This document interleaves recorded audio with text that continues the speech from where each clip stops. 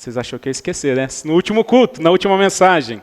Porque na última mensagem nós falamos aqui, começamos uma série de mensagens sobre discipulado, dentro de um contexto de um material chamado 9 Marcas de uma Igreja Saudável.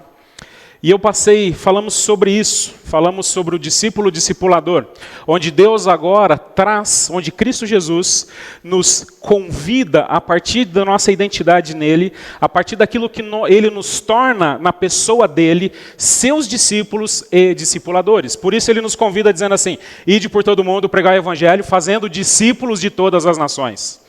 Não discípulos nossos, mas discípulos de Cristo Jesus. E a gente falou que justamente essa tarefa está atrelada àquilo que nós somos, aquilo que Cristo nos chama para sermos agora discípulos. Eu até usei um aspecto muito interessante que eu gostaria que o mundo nos conhecesse ou usasse a palavra discípulos para nos mencionar. Muitas vezes aquela palavra assim, é o crente. Aquela pessoa lá virou crente. Hoje não quer dizer muita coisa, certo? Eu acho que mais confunde do que explica. Mas eu entendo que, olha, aquele virou um discípulo. Discípulo de quem? De Cristo. Eu acho que aí seria bem diferente. Mas nós, como discípulos de Cristo Jesus, temos agora essa identidade atrelada ao Senhor Jesus. E agora nós vamos viver isso, fazendo discípulos para Cristo. E uma das coisas que eu mencionei semana passada foi sobre as características desse discípulo. Dentro de várias coisas que eu citei, algumas características, deixa eu ver aqui, acho que está ligado. Foi, Sheldon? Não foi? Acho que deve ter dado um apagão aí. Olha lá, características de um discípulo com base no amor. E eu passei uma tarefa de casa dizendo o seguinte: para você orar, pedindo para que o Senhor te ajude a amar mais. Qual o pedido de oração durante a semana? Deus, me ajuda a amar mais. Eu sei que a gente ora pelo alimento, ora pelo trabalho, ora lá pelos problemas de saúde que a gente tem, e Deus manda a gente orar, e a gente vai orar sem cessar, a gente vai continuar orando. Mas os irmãos reparem bem que a gente tem um pouco de dificuldade de pedir isso. Deus, aumenta o meu amor. Deus, me ajuda a amar mais. Até porque essa é uma característica de um discípulo de Jesus, porque o Senhor Jesus vai dizer lá em João 13:35, com isso todos saberão que são meus discípulos. As pessoas conhecerão que nós somos discípulos de Jesus, colocando um crachá no seu pescoço. É isso? Vestindo uma roupa que eu determinar. É isso? Sim ou não? Levando o diploma de membresia da Igreja Batista Vida Nova, por onde você for. Uma carteirinha de discípulo que eu disponibilizar para você. É assim? Não. Todos saberão que são meus discípulos. Se vocês o quê? Tem alguém comigo aí? Está escrito ali, ó. Tem alguém comigo aí ou não? Vocês não estão me amando muito hoje? Se vocês amarem uns aos outros. Saberão que são discípulos de Jesus se vocês amarem uns aos outros. E eu falei sobre essa característica, descrevendo que este amor não é um sentimento qualquer, não é algo que brota naturalmente do nosso coração, não é aquela afeição que nós temos num contexto de amizade, de apenas gostar da pessoa, não é isso isso não está inerente em nós. Porque naturalmente, diante da nossa corrupção, nós não vamos ter vontade de amar, nós vamos amar a nós mesmos, em primeiro lugar. Por isso esse amor é algo que vem de Deus, é algo que vem de Cristo Jesus, é algo sobrenatural que nos ajuda e nos capacita a amarmos com o amor de Cristo Jesus. É isso que, por exemplo, o próprio João vai escrever lá em 1 João, sobre a origem do amor. De onde vem esse amor? E que tipo de amor é esse que nós vamos viver? Amados, amemos uns aos outros. Porque o amor procede de Deus. E todo aquele que ama é nascido de Deus e conhece a Deus. Quem não ama, não conhece a Deus, pois Deus é amor. Nisto se manifestou o amor de Deus em nós, em haver Deus enviado o seu Filho unigênito ao mundo para vivermos por meio dele. Nisso consiste o amor. Não que nós tenhamos amado a Deus, mas que Ele nos amou e enviou seu filho como propiciação pelos nossos pecados.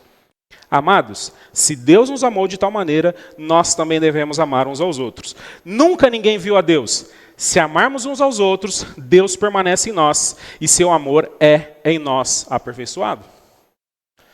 Quando nós olhamos para toda essa explicação de amor aqui descrito por João, com base inclusive no Evangelho de João, lá em capítulo 3, versículo 35, daquilo que o Senhor Jesus descreveu, esse amor não é algo que a gente vê por aí, como esse amor que a gente vê por aí. Não é um amor que nós vemos, esse sentimento que o mundo trabalha. E aqui eu não estou dizendo que o homem natural não seja capaz de gostar de algo. O homem natural sem Deus, ele tem a capacidade, inclusive, de manifestar as suas emoções, o seu amor ali pelo outro, o seu gosto, a sua afeição. Mas o que nós estamos referindo aqui é um tipo de amor totalmente diferente daquilo que o homem natural pratica. É um amor que vem de Deus. É um amor que parte do princípio aqui de Cristo Jesus em nós, que nos capacita a amar a semelhança do amor de Deus e do seu Filho Jesus. É interessante porque João vai descrever que esse amor foi manifesto na pessoa de Cristo Jesus. O discurso do amor, aquilo que estava sendo anunciado, aquilo que estava sendo dito em palavras, agora se concretiza materialmente. Agora esse amor pode ser tocado, esse amor pode ser visto, esse amor pode ser vivido na pessoa de Cristo Jesus. Quando as pessoas olham para Cristo Jesus agora, a pessoa completa, o Jesus que se sacrificou, eles testemunham o amor de Deus sendo manifesto. Não é só mais em palavra, não é só mais algo intangível, algo que não podemos tocar. Os discípulos tocaram em Jesus? Sim ou não? Tocaram. Os discípulos comeram com Jesus? Os discípulos sentiram ali as emoções do próprio Senhor Jesus? Viram, testemunharam. O próprio João vai descrever isso na sua carta. Aquilo que nós vimos, aquilo que nós testemunhamos, aquilo que nós tocamos, foi manifesto. Por isso um amor que procede de Deus. E quem ama é nascido de Deus. Quem ama é nascido de Deus. E o exemplo agora que vamos seguir a partir de Cristo é amar porque Ele amou primeiro. Não que isso venha de nós. Isso não começou em nós. Nós não assistimos lá o desenho dos ursinhos carinhosos. Lembra dos ursinhos carinhosos? Né? Coraçãozinho tinha lá, né? Te jogava um pozinho assim. Tá? E agora você sai amando. Não é tão simples assim. Não é tão simples assim. Porque esse amor que Deus nos dá, porque esse dom de amor que Deus nos capacita agora, vai nos fazer amar como Cristo e pessoas que nós não queremos e que nem merecem o amor. Dentro do nosso julgamento. Algumas coisas a gente pensa assim, poxa, mas esse aqui merecia o amor de Cristo Jesus? Pelo que Ele fez? Por toda a maldade que Ele causou? Como pode alguém, Deus amar essa pessoa? Não sei se você já questionou isso, eu já questionei algumas vezes. Mas aí eu digo assim, como pode Deus me amar também? Como pode? Como pode Deus amar uma pessoa que só Deus conhece o que passa aqui dentro do nosso coração, do meu coração? Deu para entender que não é tão simples? A Linda só me ama por causa de Jesus Cristo. Porque, olha, eu sou uma pessoa difícil de ser amada. Não vou nem falar para ela concordar, senão vai dar briga.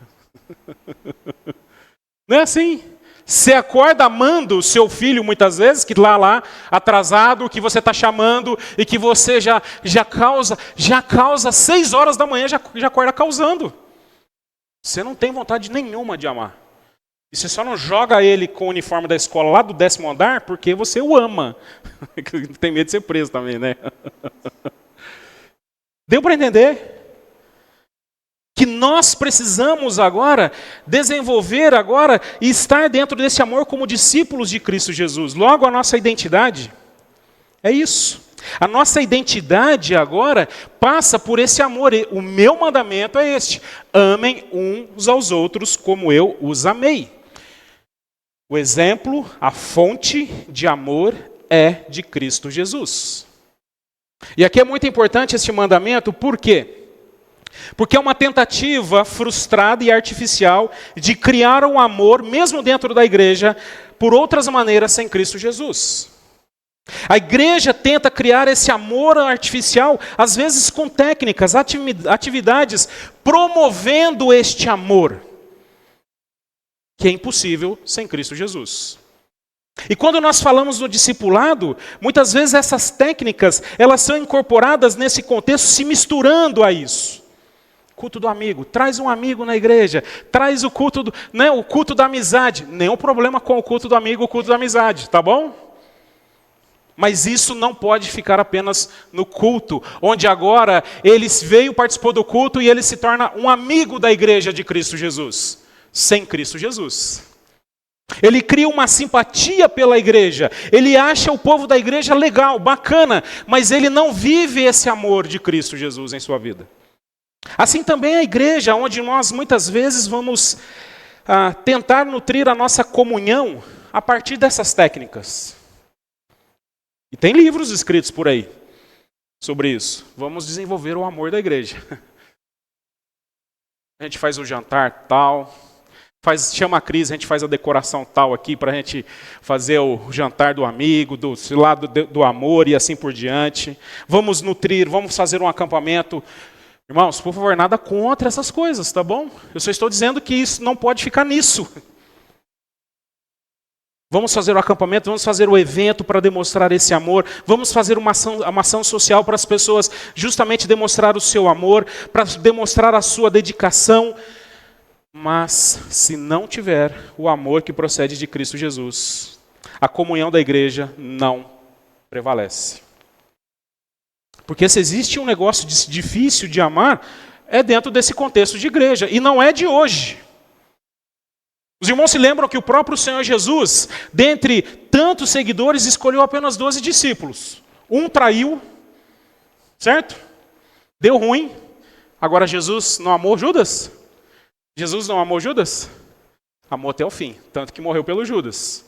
É claro que a morte de cruz de Jesus não surtiu efeito na vida de Judas e ele não foi salvo. Mas ele o amou até o fim. Os outros discípulos, o que dirá de Pedro? Lembra do último bate-papo do Senhor Jesus com Pedro? As 3 perguntinhas que ele faz para Pedro, lá no final do Evangelho de João. Qual é? Tu me amas, Pedro? Porque agora você é o meu discípulo. E Pedro não estava com vontade de amar Jesus naquele momento. Pedro estava com vontade de amar? Pedro é cínico naquele momento ali. Tá, eu amo. Tu me amas? Pastorei as minhas ovelhas. Seja meus discípulos. Eu amo. Até que na terceira pergunta, ele reconhece, parece que ali, o seu pecado e a dificuldade que ele tem de amar. Mas nós vemos depois em Atos um Pedro totalmente diferente. Porque agora aquele Pedro está vivendo debaixo desse amor de Cristo Jesus. E está disposto a dar a sua vida pelas ovelhas de Cristo Jesus. Por isso, 1 Coríntios capítulo 13, versículos de 4 a 8, que Paulo vai falar sobre o amor, um dos textos que aí se faz até música de rock. Né? Mas é difícil demais viver isso. Porque o amor é paciente, é bondoso. O amor não arde em ciúmes, não se envaidece, não é orgulhoso, não se conduz de forma inconveniente, não busca seus interesses, não se irrita, não se ressente do mal. O amor não se alegra com a injustiça, mas se alegra com a verdade. O amor tudo sofre, tudo crê, tudo espera, tudo suporta. O amor jamais acaba. Eu já vi um monte de gente dizendo, o amor acabou. Mas a Bíblia, o amor jamais acaba. Havendo profecias desaparecerão, havendo línguas cessarão, havendo ciência passará, mas o amor permanecerá. É que eu não coloquei o resto do versículo aí. O que permanece é o amor. É fácil amar esse tipo de amor aqui ou não? É fácil viver esse tipo de amor? Irmãos, eu estou longe de viver esse tipo de amor. Porque eu não estou afim de sofrer por tudo, não. É em amor. Mark Dever, lá no livro Discipulado, né, sobre as 9 marcas de uma igreja saudável, ele vai dizer assim: ser o discípulo de Jesus significa orientar a nossa vida em relação ao próximo como Jesus fez. Porque agora você é um discípulo. Significa trabalhar pelo bem de outras pessoas. Esse amor ao próximo é o ponto crucial do fazer discípulos. Focamos-nos em servir as pessoas por causa de Cristo. Assim como Jesus veio ao mundo, não para ser servido, mas para servir e dar a sua vida em resgate de muitos. É para isso que Deus nos chama agora, dentro desse contexto, dessa identidade de um discípulo discipulador. Onde agora nós vamos viver e ter em mente que vamos aqui ter que lidar com o nosso próximo. Com o próximo. Ele ainda vai descrever que nós discipulamos e advertimos para apresentar às pessoas que amamos a Deus. Porque é a Ele que nós amamos. Porque é Ele que mais nos amou. Olha só que interessante. Porque agora, discípulo de Jesus, como discipulador, Deus vai te colocar neste mundo para que você leve pessoas a Ele em amor. E eles aprendam também em Cristo Jesus a amar Cristo Jesus. Por isso o objetivo da igreja não é uma sociedade legal, não é simplesmente ter um ambiente bacana, não é ter um ambiente aqui de amizade, não é isso. Não é ser um clube social, mas a igreja agora tem esse perfil, tem essa característica de discípulos que levam pessoas em amor para amar Cristo Jesus.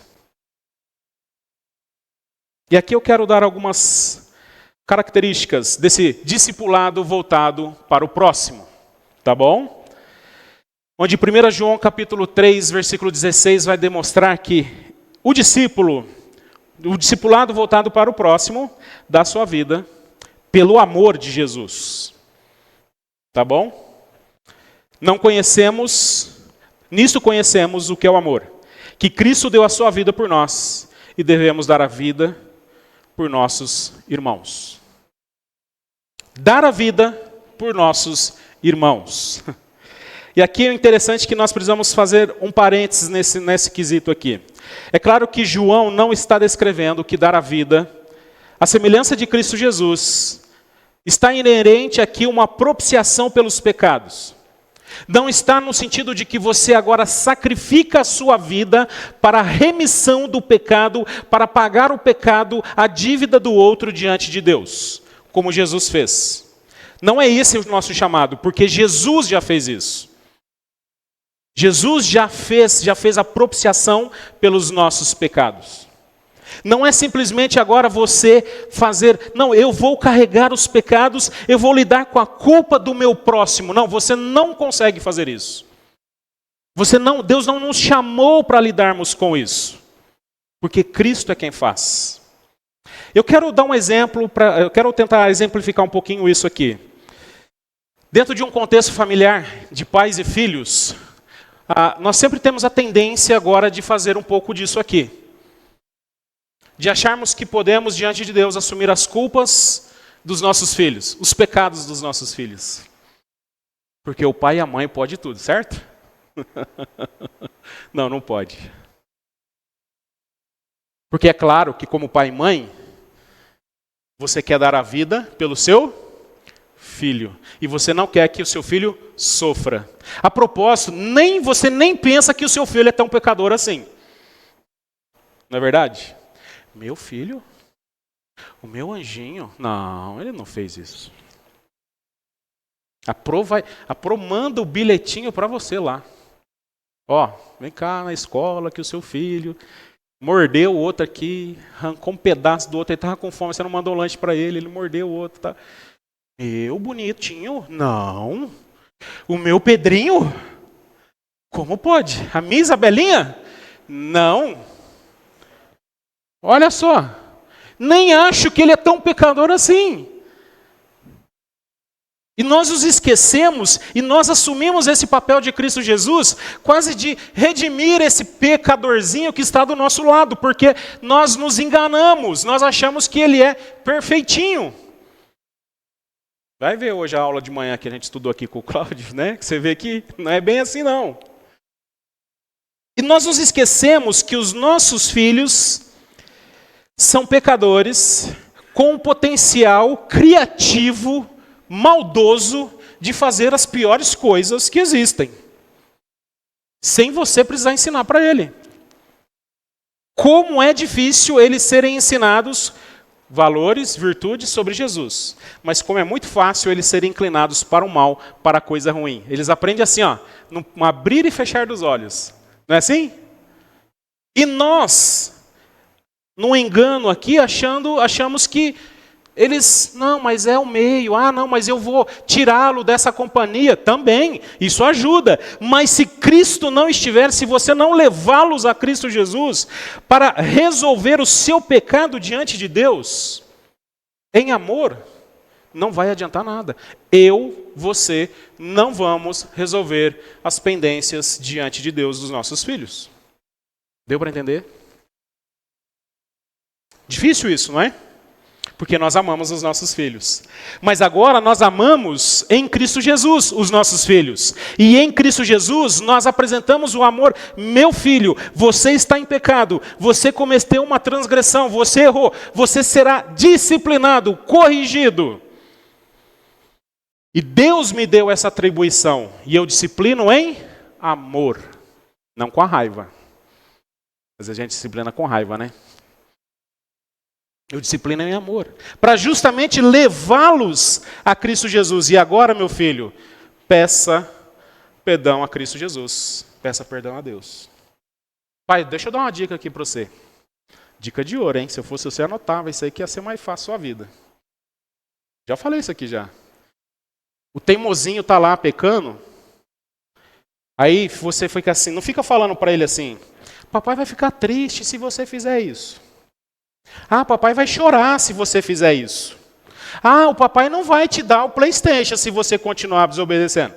Papai não vai deixar você assistir sei lá o que assiste hoje. As crianças que eu já não tenho mais criança, né? Eu quero o Teletubbies, né? Agora acho que é outro. O que é o desenho? Você não vai assistir o YouTube lá se você fizer isso. Papai, você está ofendendo, entristecendo Cristo Jesus. Não é a mim. A mim também. A Cristo pior, sabe por quê? Por causa disso aí, Jesus teve que morrer. Ai, pastor, e não é verdade? Sabe, por causa dessa desobediência sua, desse seu orgulho, daquilo que você está fazendo, Jesus foi pregado na cruz. E mostra Jesus pregado na cruz para ele ver. O constranja com o seu pecado diante da cruz. E o que você faz agora, meu filho? Vá para a cruz e peça perdão pelo seu pecado. Diferente, assim ou não? Diferente. Não fique fazendo chantagem emocional com seu filho. O leve para a cruz. Faça com que ele trate seus pecados diante da cruz de Cristo Jesus. E assim você está dando a sua vida pelos seus irmãos, pelo seu próximo. Eu usei um exemplo aqui de filho. O que dirá da relação entre marido e esposa? Existe mais próximo que eles? Quem é o seu mais próximo aí? A minha esposa. O meu marido. O segundo mais próximo? Os meus filhos. Os meus irmãos. E assim por diante. Os da minha fé. E assim sucessivamente.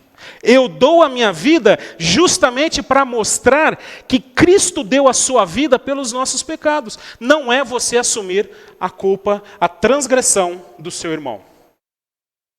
E muitas vezes nesse processo de discipulado, nessa confusão que muitas vezes a gente vive, a gente às vezes tem aquela invertida, né, no sentido de que, olha, mas você vai conversar com aquele irmão ali e ele fala, não, mas também você pecou. Pequei? Pequei, mas já está tudo tratado diante de Cristo Jesus. E você? Não siga o meu exemplo, porque o meu exemplo é mau. Eu não produzo redenção, eu não produzo santificação, eu não produzo perdão de pecados na vida de uma pessoa, pois só Jesus pode fazer isso. Por isso, eu preciso agora viver essa agonia, dando a minha vida em amor ao meu próximo. E isso não é fácil. Porque existe algo, irmãos, na nossa vida, uma grande dificuldade é de nós, muitas vezes, vermos aqui, presenciarmos, testemunharmos o potencial pecaminoso de alguém. É difícil. É difícil. É difícil você conviver com o mal. É difícil todos os dias você lidar com o pecado dos outros. É difícil você ter paciência com o pecado dos outros. É difícil. É um grande desafio isso. Mas isso é a nossa vida, é entregar a nossa vida a esse discipulado, entregar a nossa vida como Cristo fez, é olhar para aquele pecador com muita humildade e dizer, eu estava assim. E pela graça, Jesus transformou a minha vida. Sabe aquele colega do trabalho lá? Você sabe muito bem. Carne de pescoço. Sabe aquela encrenca que você vai enfrentar já amanhã, segunda-feira? Sabe? Sabe aquele negócio? Só assim, Jesus, podia esse monte de tempestade, cair um raio ali, né? Desaparecer. Na nossa carnalidade, né? A gente pensa assim. Você não, eu penso assim, tá bom? Mas não é assim, porque Deus nos chama para dar a vida a essas pessoas. Deus nos chama agora para dar a vida a discípulos, a pessoas que futuros discípulos de Cristo Jesus, que nós não queríamos nem chegar perto, não queríamos falar, não queremos amar. Não temos vontade de amar. E Deus, na sua imensa graça e no seu plano, Ele faz isso às vezes até de forma, quase que de uma forma irônica conosco. Ai Deus, eu queria falar com aquela pessoa, Deus, é lá. Ai Deus, vai o Sheldon lá. Não, é você mesmo. É você. Porque você dá a sua vida, como Cristo deu. Você discipula, dá o seu tempo, a sua atenção, os seus dons, os seus sentimentos, e isso vai amadurecendo. E às vezes não surte o efeito desejado, inclusive, mas você continua dando a sua vida em nome de Cristo Jesus. Mesmo você dando a sua vida para Jesus, fazendo o que Jesus quer, ainda assim é Cristo que opera em sua vida e em seu coração. Mas é nesse sentido que vamos conhecer o amor de Jesus em nós. Pastor, até quando eu tenho que dedicar a isso? Até quando eu tenho que fazer isso? Até quando eu tenho que amar? Até quando? Até quando? Os discípulos uma hora perguntaram isso, né? Jesus estava falando sobre isso e, Jesus, então aumenta a nossa fé. Aumenta a fé? Quando nós devemos, lembra? Perdão, a gente vai entrar aqui já sobre o perdão. Quando nós devemos perdoar? 7 vezes, diz a lei. Eu já cumpri a minha função, é mesmo. Dar a vida. O discípulo dá a vida. E você está na igreja e o evangelho pregado hoje, que diz que você recebe, que a sua vida tem que ficar acomodada, e você vai se receber e Deus vai te servir como você se fosse um Deus, é um evangelho enganoso. Porque você dá a vida. E aqui nós não estamos falando apenas de um ativismo, de uma programação, mas estamos falando do dia a dia. Ai, pastor, mas quanto eu tenho que dar a minha vida pelos meus filhos? Homens. Homens aqui, homens. Futuros homens casados. Ai, pastor, é difícil ser homem. Ema, cada um com seus problemas. É isso aí. Ai, pastor, tua família. Ai, mas eu não me sinto valorizado no meu trabalho. Não interessa, você tem a família para sustentar. É duro. É duro. Arruma outro, depois você sai. Mas enquanto isso, aguenta o tranco. Certo? Certo, irmãos? Porque você dá vida pelos seus filhos. Você dá a vida pela sua esposa. Irmãs, você achou que vocês iam ficar sem, né? Até quando essa criatura não dá vida por mim, nada.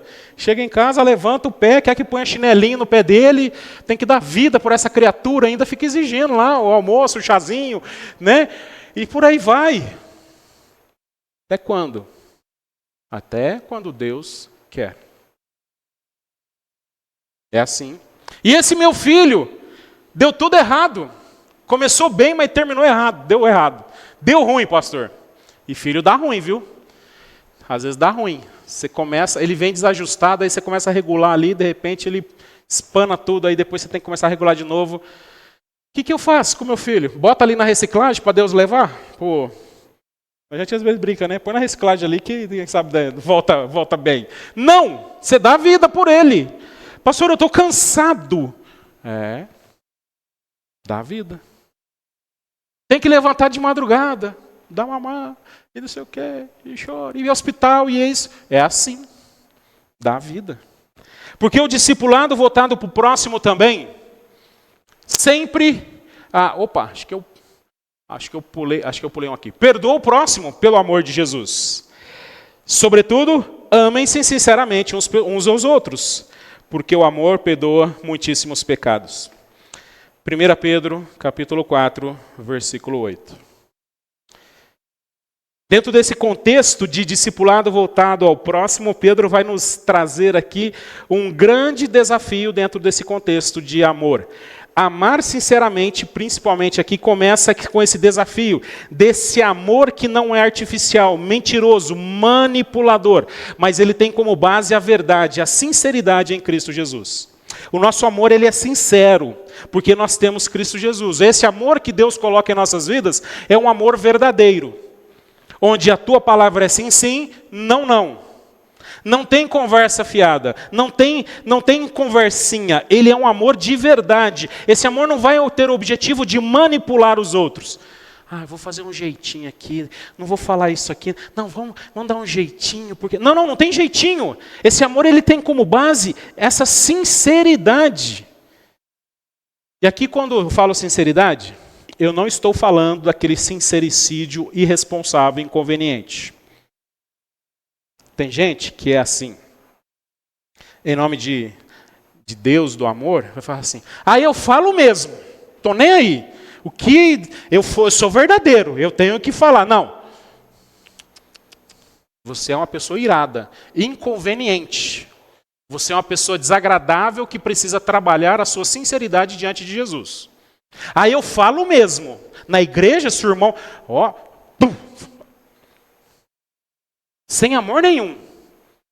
Você é inconveniente, enxerido, intrometido, numa sinceridade sem amor. Tá bom? E você precisa ser exortado com isso. Mas o nosso amor que nós estamos falando aqui é um amor que esse discípulo agora exerce com toda a sinceridade. E vai precisar exortar o seu irmão em amor. Não é o que vem na cabeça e ele fala. Ele vem na cabeça, ele pensa, ele ora, ele coloca diante de Cristo Jesus, aí ele fala em amor. Porque se que vier na minha cabeça, olha só, se está aqui e desce já para a minha boca, vai dar ruim.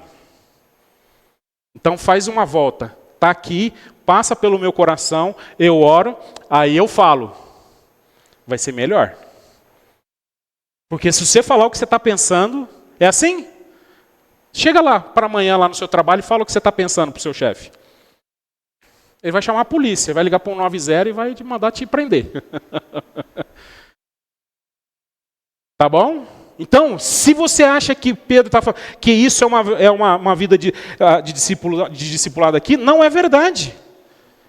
Não é verdade. Você está sendo inconveniente, irresponsável.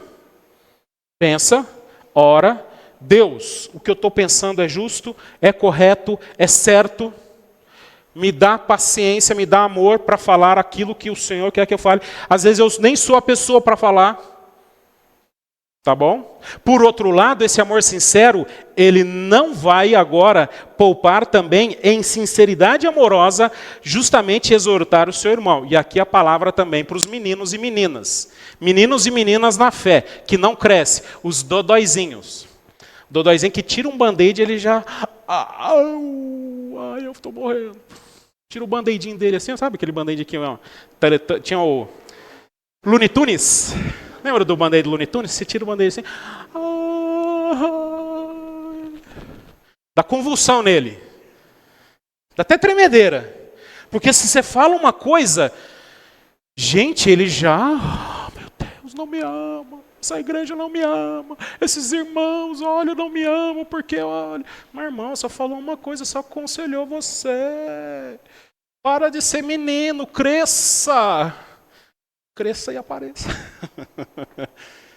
Para com essa meninice. Não vou falar porque vai...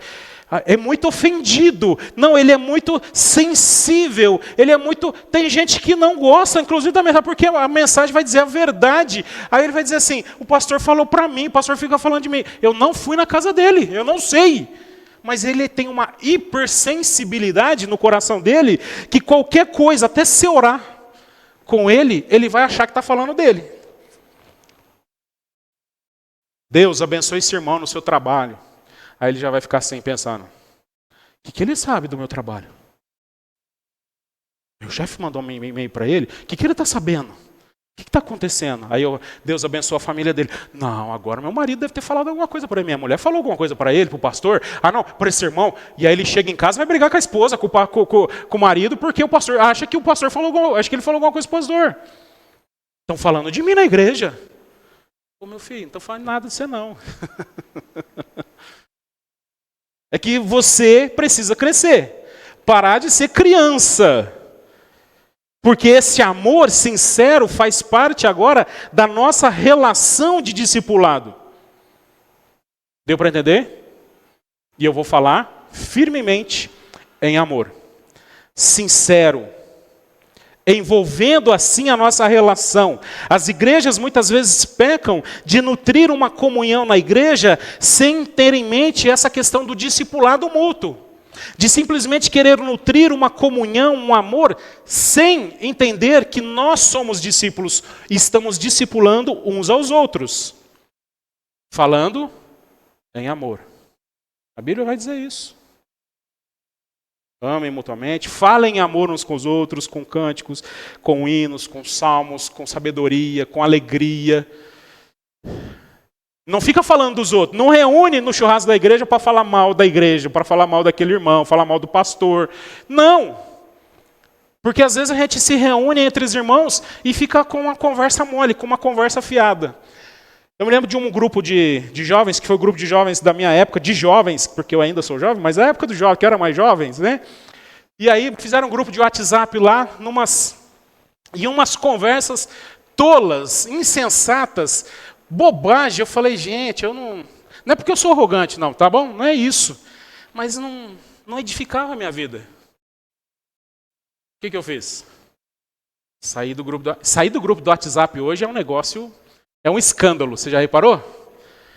Você vai causar se você sair do grupo do WhatsApp. Aí eu saí e colocaram de novo. Aí eu saí e colocaram de novo. Falei, olha, não quero mais participar do grupo, porque esse grupo, aí eu não estou aqui para conversa mole, né? Falei com outras palavras, eu falei com amor, tá bom? Falei com jeitinho. Porque eu tenho mais o que fazer. Agora, tá aqui o meu contato, entre em contato, eu tenho o prazer de ser seu amigo, da gente corresponder, da gente falar, da gente conversar, porque não tem sentido. Porque aqui, irmãos, dentro desse contexto, dessa relação, vai ter agora aqui algumas situações onde nós vamos perdoar. E esse amor perdoa muitíssimos pecados. E você vai ter que perdoar o seu irmão nesse ministério de discipulado.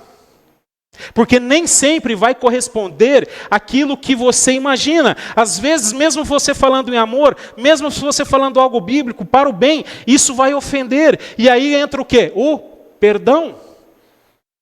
Várias vezes eu tive que exortar alguém, a pessoa não gostou no primeiro momento, e meses depois vinha, pastor, me perdoe, porque o senhor estava certo, eu entendi, eu estava errado mesmo, o senhor me perdoe, eu fiquei magoado, chateado com aquela situação, e o senhor me perdoe. E eu nem sabia que essa pessoa estava magoada comigo. Ele está perdoado, cara. Pô, vem cá, dá um abraço aqui, segue a vida, eu nem sabia disso. Deu para entender? E perdoar, perdoou, tá? Perdoado. Segue a vida. Uma vez aconteceu uma discussão, eu disse, está perdoado. E a pessoa ainda por meses agindo com uma certa desconfiança comigo, assim, né? Não, pastor, não sei o quê, mas olha, aquele negócio, Eu falei, meu irmão, o que você está falando? Eu já perdoou, já foi. Eu nem pensava mais nisso. Você está pensando nisso ainda? Não acertou? Não acertou? Você acertou? Tá o quê? Tá certo. Segue a vida. Deus me deu uma capacidade assim, a Linda até fica brava às vezes comigo, né? Que eu viro a página rapidinho assim, ó. Eu resolvo o negócio, viro a página e sigo. Segue adiante. Para. Porque a gente agora vai ficar remoendo coisas. E o perdão aqui justamente é esse perdão com base nesse amor em Cristo Jesus. Porque Jesus fica te acusando dos pecados que você cometeu na semana passada. Ele está acusando você? Sim ou não? Não. Ele tem a alegria de exercer, por meio do seu sacrifício, o perdão por nós. E aqui eu não perdoo porque o outro prometeu que não faria mais. Eu não vou fazer mais, você me perdoa? Já vem com esse negócio comigo, eu falei, não, eu não te perdoo por causa disso, não. Eu te perdoo se você disser que você fez a coisa errada e você se arrependeu. Aí eu te perdoo. Perdoar porque você está me dizendo que não vai fazer mais, você não dá conta disso, você vai fazer de novo. Então essa não é a razão do meu perdão. Você me perdoa porque eu vou reparar o que eu fiz. Não, eu te perdoo porque você se arrependeu. Porque reconheceu o seu pecado.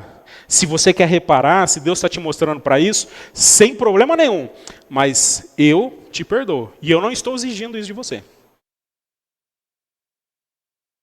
Você vai perdoar porque é da família.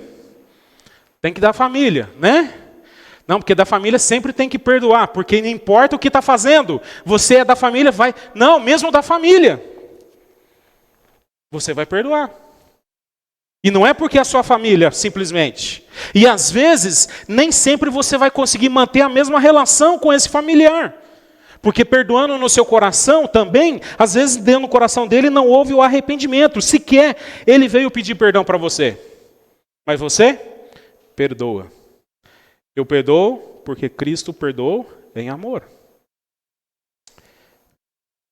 Terceira característica, que o amor, voltado para o próximo, é sempre devedor de amor. Olha só que interessante. Romanos capítulo 13, versículo 8 vai dizer assim, não devam nada a ninguém. Já começa, esse versículo seria bem legal a gente poder fazer um estudo sobre finanças, né? Não tem que ficar devendo nada para ninguém. Não deva nada para ninguém. A não ser o quê? O amor uns pelos outros. Pois aquele que ama o seu próximo tem cumprido a lei. É muito interessante porque agora o discípulo segue nesse ensinamento dessa lei do amor que está implantada no seu coração por meio de Cristo. E logo esse amor é uma dívida perpétua. É uma dívida que não tem limite, porque eu sempre vou ter a oportunidade de exercer esse amor constantemente. Eu não posso chegar para o Jones, já te amei o suficiente, agora deixa eu partir para outro e vou amar outro. É assim? Não! Haverá outros dias, outras oportunidades que eu vou exercer esse amor pelo meu irmão. Eu não posso chegar e falar assim, acabou aqui o meu tempo, acabou aqui o meu amor pelos meus irmãos. Agora eu vou partir para outra. Paulo partia para outra, mas ele continuava amando aqueles que um dia exerceu o discipulado na vida deles. Não é assim que Paulo fazia? Acabou aqui o meu ministério em Coríntio, vou para Tessalônica. Mas ele continuava amando os coríntios. E olha que é difícil de amar os corintianos. Mas ele continuava amando. Agora vou para Colossos, mas continuava amando os corintianos, os tessalônicos, e assim por diante. Mas tem gente que diz assim, não, acabou meu tempo, acabou meu amor por essas pessoas, agora eu vou amar outros. Você é sempre devedor de amor. Como o Cláudio sempre diz, tudo é pouco nesse caso aqui. Cláudio. Provérbios do Cláudio. Tudo é pouco no que se refere ao amor de Cristo Jesus. Por isso um discípulo segue isso. O amor nunca acaba. Logo, a nossa única pendência com o nosso irmão é o nosso amor. O próprio texto vai descrever lá numa continuidade, vai descrever assim: não fique devendo nada a ninguém, exceto o amor uns pelos outros. Pois quem ama o próximo, cumpre a lei.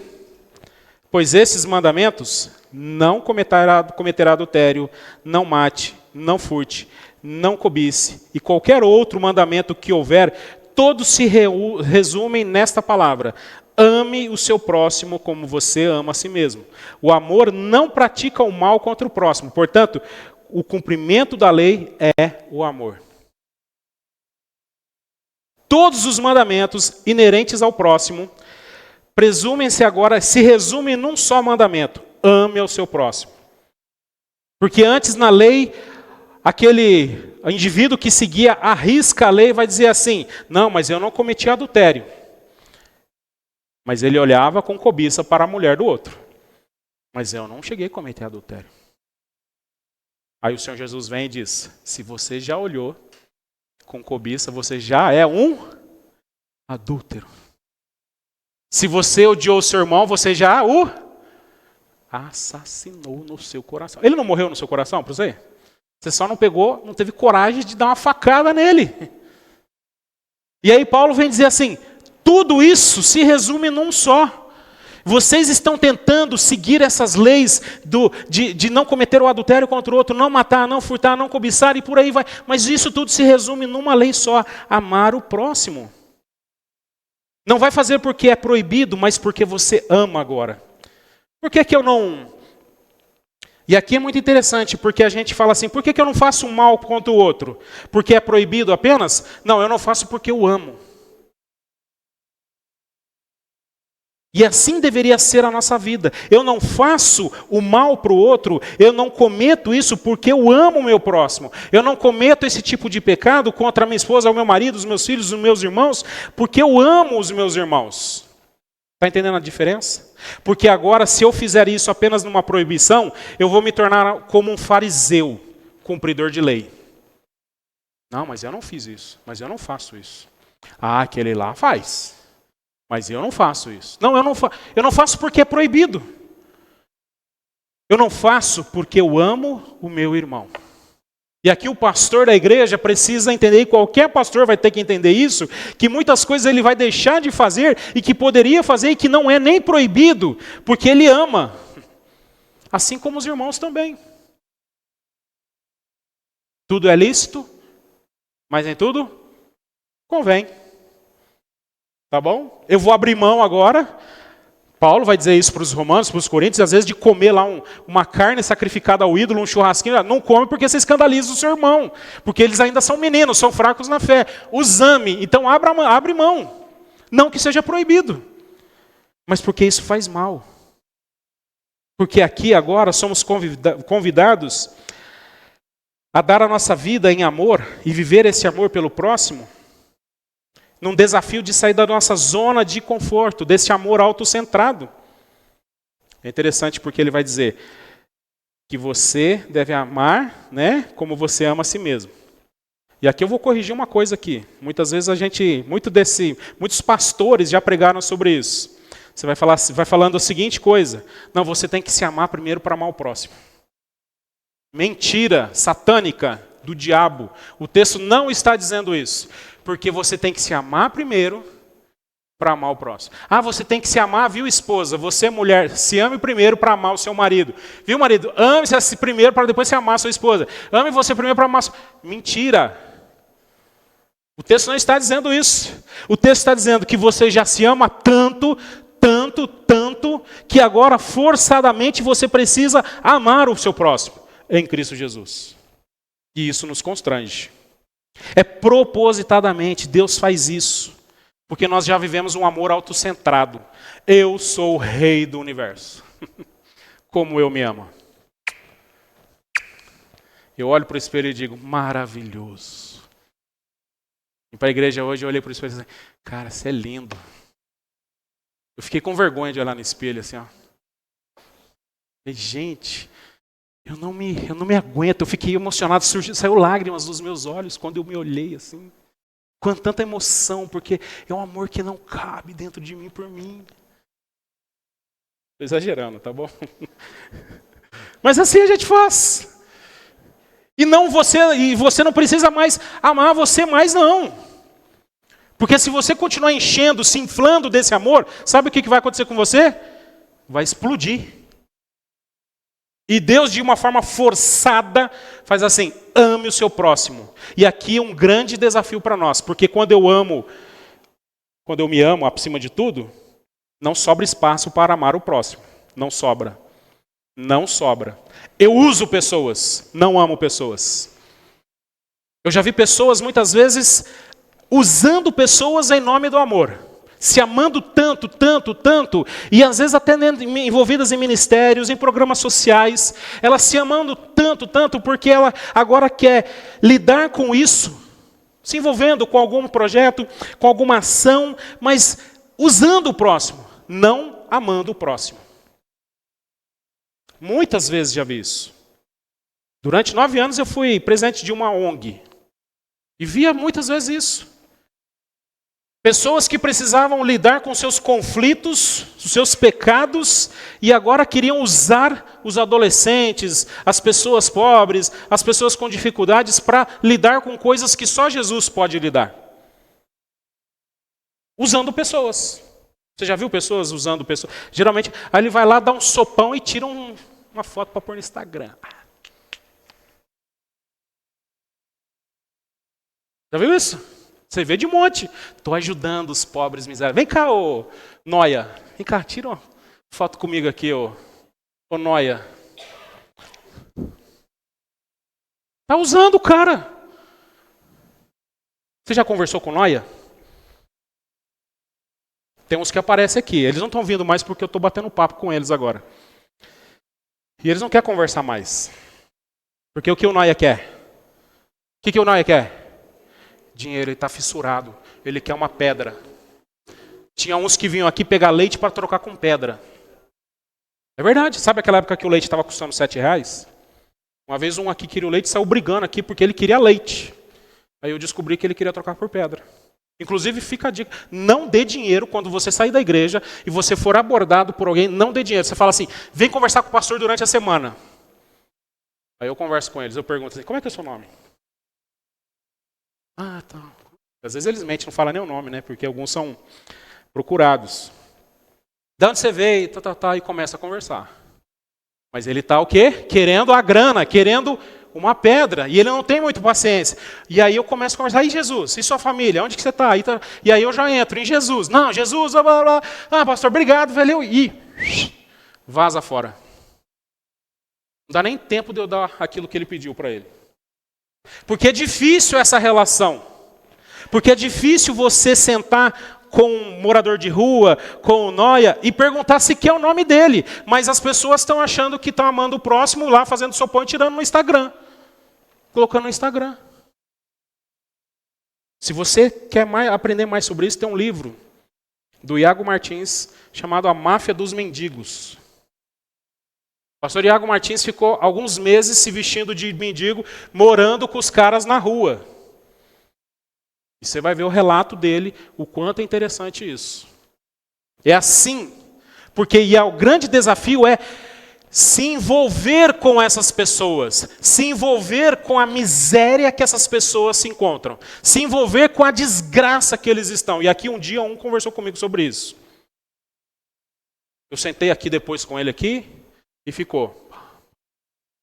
Falou que tinha sido abusado quando era criança. Uma história desgraçada, miserável. Ele falou, pastor, eu não consigo sair disso. Ofereci ajuda, tal. Não dá. Eu não consigo. E chorou. Não. De vez em quando ele aparece aqui. Deu para entender? Mas é difícil ouvir isso. Você tem que ter estômago. Você tem que ter estômago. Porque é podre. É horrível essas histórias. E é assim que nós fazemos nesse discipulado voltado ao próximo. Dessa nossa responsabilidade que agora vai inclusive lutar contra aquilo que nós não queremos fazer. E Deus coloca pessoas próximas de nós de uma forma, às vezes até inusitada, para a gente amar aqueles que nós não queremos e não dá vontade de amar. Certo? Para a gente justamente parar de se inflar, para a gente parar de amar a nós mesmos demais, como já amamos. Por último, encerrando aqui já, partindo para o encerramento, esse discipulado, sempre voltado ao próximo, ele exerce um amor constante. Hebreus vai dizer assim, seja constante o amor fraternal. O autor de Hebreus vai dizer aos hebreus, não se esqueçam da hospitalidade que foi praticando-a que, sem saber alguns, acolheram anjos. Lembre-se dos que estão na prisão, como se prisionados com eles, dos que estão sendo maltratados, como se vocês mesmos estivessem sendo maltratados. No final da carta de Hebreus, o autor de Hebreus está encerrando aqui todas as exortações que ele fez, justamente diante de um ambiente de vacilação da fé. Essas pessoas estão vacilando na fé. Crentes querendo colocar para si requisitos do judaísmo em sua fé. E eles estão ali oscilando. E a carta de Hebreus é muito dura em relação a isso. Mas o autor de Hebreus no final vai lembrá-los do amor fraternal. E ele usa inclusive como ele sempre faz na carta, reportando a menção do Antigo Testamento, como que se alguns de vocês estivessem inclusive acolhendo anjos, lembrando lá de Gênesis 18, de 1 a 15, Gênesis 19, de 1 a 22, Juízes capítulo 6, Juízes capítulo 13, onde de fato alguns personagens receberam esses anjos, mensageiros, esses anjos que vinham com a mensagem de Deus. Os hospedaram. E ele está dizendo, olha, lá no passado, alguns receberam, da mesma forma nós hoje estamos acolhendo esses que estão levando as boas novas do Evangelho, mensageiros de Deus. Não deixem de fazer isso. Usando de boa hospitalidade. Usando aqui esse amor contínuo. Porque eles estão sofrendo, porque eles estão presos. E o sofrimento deles é inerente ao sofrimento de vocês. Vamos sofrer com os que sofrem. E igreja é isso. Nós vamos chorar com os que choram. Nas quartas-feiras a gente faz isso aqui no culto de oração. A gente sofre com os irmãos que estão sofrendo. A gente ora, se alegra com respostas de oração que Deus nos dá.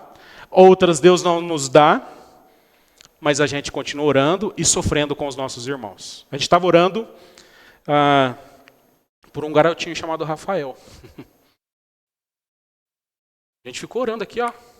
Acho que é a Cris, né? Conhecida a Cris. Orando pelo Rafael. Quase um ano orando por ele. Problema sério de saúde. Orando pela família, orando. Mas o Rafael veio a falecer no final do ano passado. Ó. E a gente sofrendo com uma família que nem nós conhecemos. Nós choramos com uma família que chorou e a gente nem sabe. Deu para entender? Esse é o trabalho do discípulo, esse é o amor constante. Durante um ano oramos por ele, para que Deus fizesse a vontade dele. E olha que a morte é terrível, sim ou não? Alguém quer o resultado de oração à morte? Não. Queríamos que o Rafael fosse curado. Mas até na morte Deus é glorificado. Não deixe de acreditar nisso. Até nas piores tragédias, os desígnios do Senhor estão sendo cumpridos. E nós nos alegramos nisso. Fomos confortados com isso. Por isso esse amor, ele permanece. Ele continua.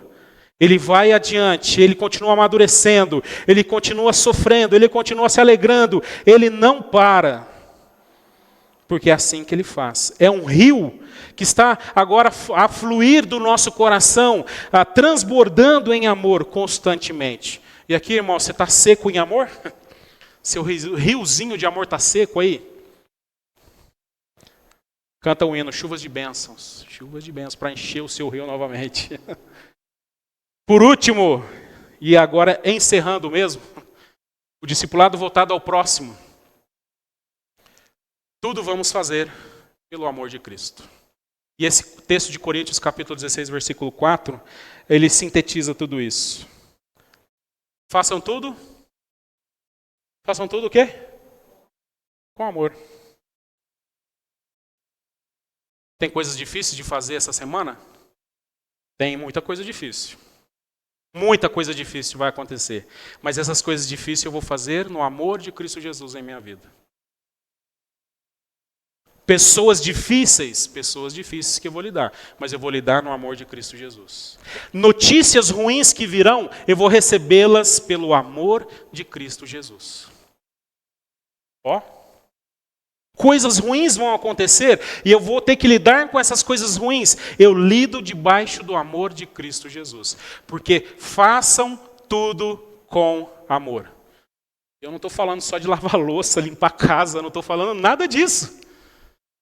Que às vezes precisa de amor também, tá bom? Estou falando de coisas desesperadoras, terríveis. Porque você ama Cristo. E somos discípulos do Senhor Jesus. Vamos ficar